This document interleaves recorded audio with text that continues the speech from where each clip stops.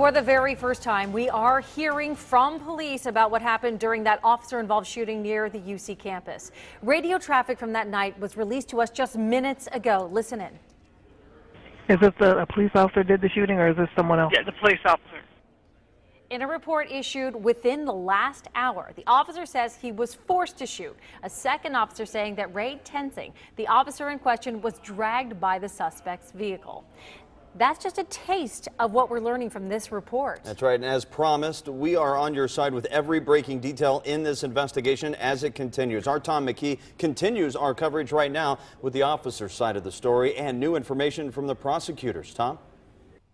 Well, basically what we have is we know the basics of this story. Officer Ray Tensing saw a vehicle driven by Sam DuBose at Vine and McMillan Streets, followed him down Vine Street to Rice and Thill Streets in Mount Auburn. And that's where the incident report that we've just gotten today says things turned from routine to tragic.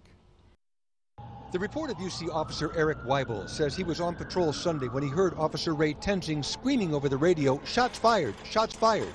Other UC officers sped to the scene, notifying Cincinnati police along the way. At Rice and Valencia, Officer Weibel came across Officer Tensing. According to the report, Officer Tensing stated that he was attempting a traffic stop when at some point he began to be dragged by a male black driver. The report continues. Officer Tensing stated that he was almost run over by the driver of the Honda Accord and was forced to shoot the driver. One shot was fired, fatally wounding DuBose, whose car traveled a full city block before crashing.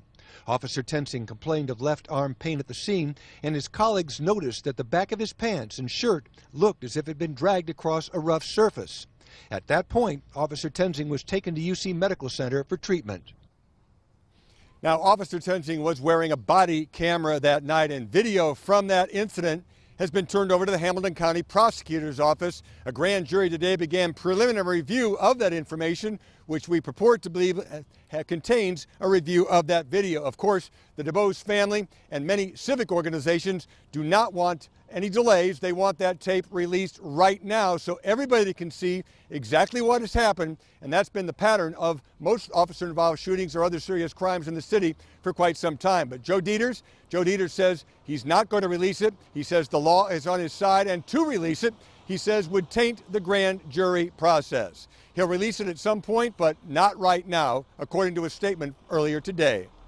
Tom McKee, 9 on your side, live at UC's Clifton campus.